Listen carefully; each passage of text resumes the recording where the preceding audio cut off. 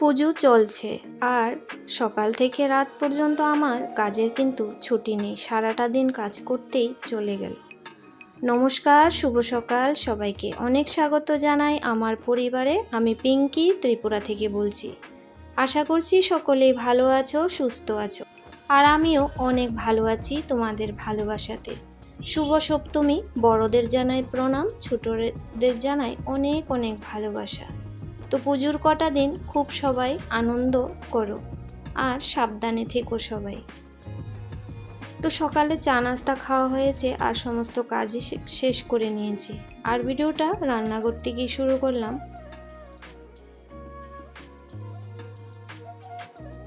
তো এটা হয়েছে ষষ্ঠীর দিন সকালবেলা, ভয়েসটা দিচ্ছি হচ্ছে আজকেই সপ্তমীর দিন।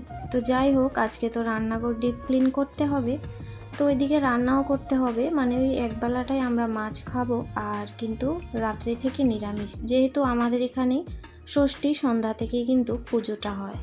তো সেই হিসেবেই ছোট থেকে কিন্তু মাকেও দেখেছি ষষ্ঠীর দিন সন্ধ্যায় সমস্ত কিছু ধোয়া কাচা করে আর রান্নাঘর লিপে টিপে সমস্ত কিছু রান্না করতো আর কি।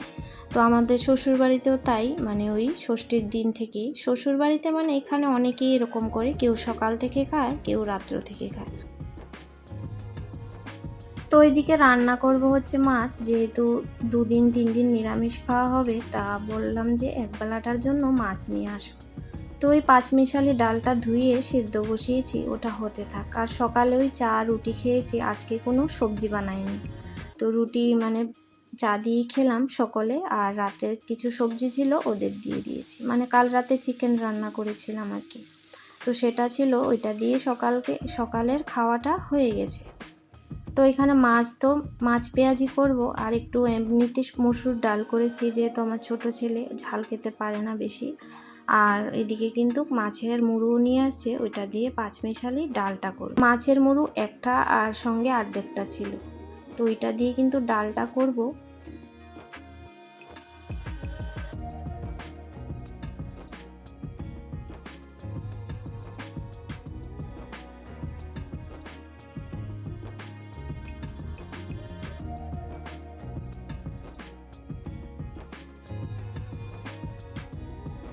তো অনেকেরই ভিডিওতে দেখছি পুজোর মধ্যে ঘোরাফেরা করছো, খুব ভালো লাগছে ভিডিওগুলো দেখে। সত্যি কাউকে খুব ভালো দেখতে না নিজেরও ভালো লাগে। তো যাই হোক, ওইদিকে রান্না করতে করতে টুকিটাকি যা ছিল সমস্ত কিছু কিন্তু ধোয়া করছিলাম। আর সারাটা দিন এইভাবেই কাচা ধোয়া, তারপর একটু মেশিনে বসেছি, তারপর সবাই একজন একজন করে খাওয়া দাওয়া ওই চলছিল। আর বিকেল মানে 4:30টার থেকেই রান্নাঘরে ঢুকেছি, এই সমস্ত কিছু ধুয়ে নিলাম, ধুয়ে একদম পরিষ্কার করে ঝকঝকে করে নিয়েছি। তো সেই সমস্ত কিছু আর শেয়ার করিনি, প্রচুর গরম ছিল কি বলবো। আর এই প্রথমবার আমাদের এই মাঠটাতে দুর্গাপুজো হচ্ছে, আর মাঠের মধ্যে তো তোমরা দেখতেই পাও, যারা পুরনো বন্ধু জানো, অনেক অনুষ্ঠান হয়, আর মাইকের জন্য আমি একদম ভয়েস দিতে পারি না। তো যাই হোক, পুজোটা হলে বেশ ভালোই লাগে, একটু জমজমাট থাকে ওইটাই। আর চোখ মুখ দেখে হয়তো বুঝতেই পারছো আমি কতটা কিন্তু ক্লান্ত আছি। তো যাই হোক, ক্লান্ত হলেও কিন্তু কাজ তো করতেই হবে, কিছু করার নেই। এই যে রাতের রান্না সমস্ত কিছু গুছিয়ে নিতে হবে, তারপরেই তো রান্না করতে পারবো। আর রান্না করতেও সেরকম আজকে কিছু করব না, একদম চিমচাম রান্না করব রাত্রিতে, যেহেতু দুপুরে তো খাওয়াই হয়েছে।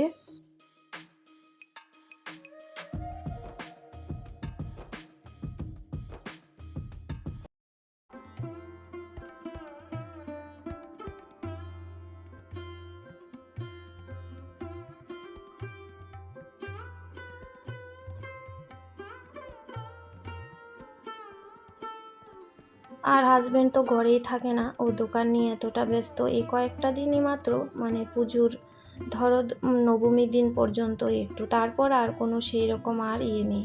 তো তার আগে যে ঘুরতে যাব সেটাও ভালো লাগে না একা একা। তো সারা দিন দোকানে বসে থেকে তারপর রাত্রিতে আসে, অনেকটাই ক্লান্ত হয়ে পড়ে, সেই জন্য আর আমাদের কোথাও এই 2-1 দিন যাওয়া হচ্ছে না।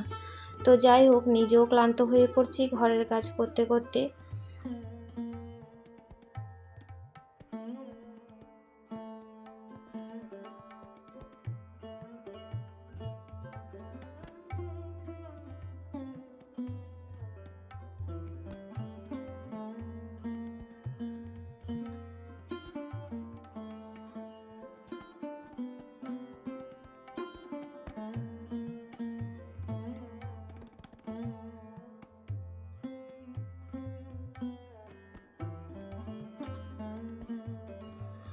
আমাদের ঘরদোর যত ছোট হোক কিংবা বড়, সেই ঘরদোর যখন আমরা ভালো করে পরিষ্কার করতে যাই, সমস্ত জিনিস নাড়াচাড়া হয়, তারপর যে কতটা পরিমাণ নোংরা বের হয়, সঙ্গে কতটা কাজ বাড়ে, সেটা মানে যে করে তখনই কিন্তু বোঝা যায়। যেমন আজকে রান্নাঘরটা মনে হচ্ছে কিছুই নেই, সব সময় কিন্তু পরিষ্কার করি।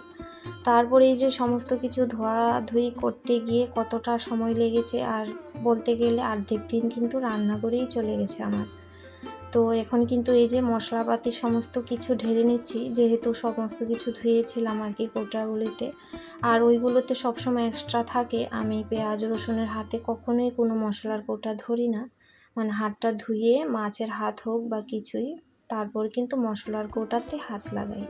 যেহেতু আমাকে সপ্তাহে 2 দিন নিরামিষ খেতে হয়, সেটাই মাথায় রাখি আর কি। তো যাই হোক, সমস্ত কিছু কিন্তু মশলা এইভাবে ভরে কৌটার মধ্যে রিফিল করে দিলাম। আর এটা করতে দেখতে মনে হয়েছে একটু সময়, কিন্তু না বন্ধুরা, অনেকটাই কিন্তু সময় লেগেছে আমার। আর মশলার কৌটা দেখবে সব সময় পরিপূর্ণ থাকলেই একটা যেমন সৌন্দর্য, সেটাও কিন্তু একটা লক্ষ্মীশ্রী ব্যাপার থাকে। আমরা চালের কৌটার মধ্যে, চালের ড্রামে সবসময় কিন্তু চাল ভরে রাখার সব গৃহিণীরাই চেষ্টা করি।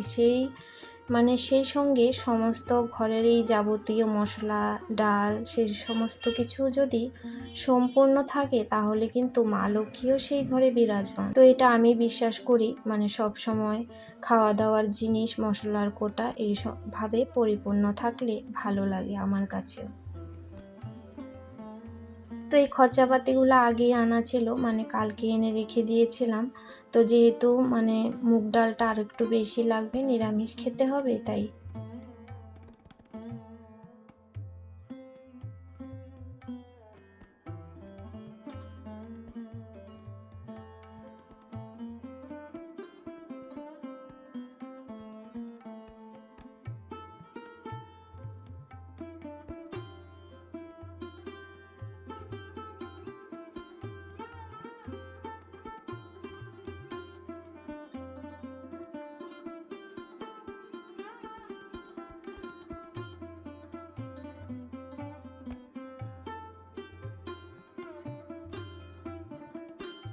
তো যাই হোক, এইবার কিন্তু পুজোটা মনে হচ্ছে বেশ ভালোই কাটবে, কারণ যেমন রোদ্দুর আছে এভাবেই থাক, গরম হলেও যাতে বৃষ্টি না আসে।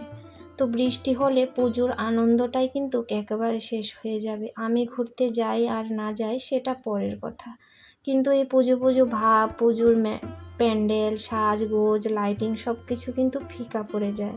এই বৃষ্টি আসলেই কাদা মাটি, নোংরা, চারিদিকে জল, তারপর সবার পুজো দেখার যে আনন্দ উৎসাহটা, সেটা কিন্তু শেষ হয়ে যায়।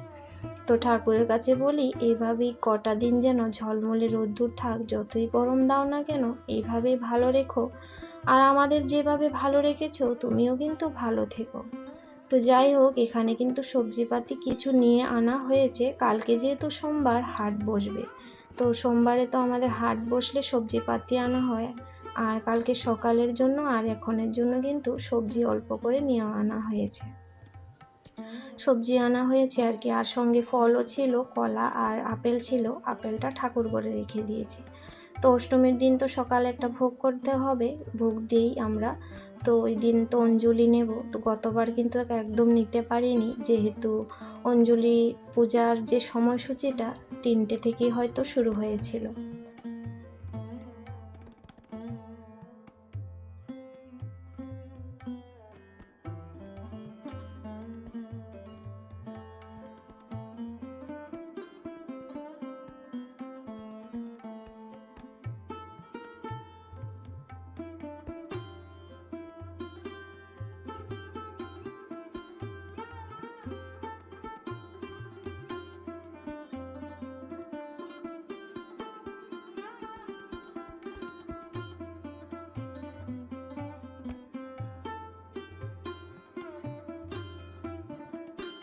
তো আলু মাখার জন্য কিন্তু লঙ্কাটা আগে ভেজে রেখে দিলাম, আর কুমড়ো ভাজা করব। আর তো ডাল আছেই, আর রাতে কি লাগবে বলো তো? আর এত সারাদিন এই গরমের মধ্যে করে রাতে আর কোনো সবজিপাতি আমার রান্না করার সাহস হচ্ছিল না। তো তো যাই হোক, রান্নাবান্না এখন কমপ্লিট করে নিয়েছি। এখন হাত মুখ ধুয়ে একটু ফ্রেশ হয়ে রেস্ট করব, যেহেতু আজকে সারাদিন একটুও কিন্তু রেস্ট পাইনি। তো বলে রাখি, ভিডিওটির কোনো অংশ যদি একটুও ভালো লেগে থাকে অবশ্যই একটা লাইক করে দিও বন্ধুরা। তোমাদের একটা লাইক আমাকে কিন্তু আরও উৎসাহিত করে নতুন নতুন ভিডিও করার জন্য। আর এই রান্না করার পর সময়টা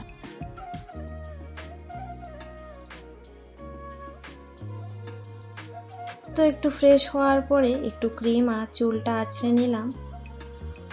তো যাই হোক, শুভ সপ্তমীর অনেক অনেক শুভেচ্ছা জানিয়ে আজকের মতো ভিডিওটি এখানে শেষ করলাম। সবাই খুব ভালো থেকো, সুস্থ থেকো আর পুজোর মধ্যে অনেক আনন্দ করো।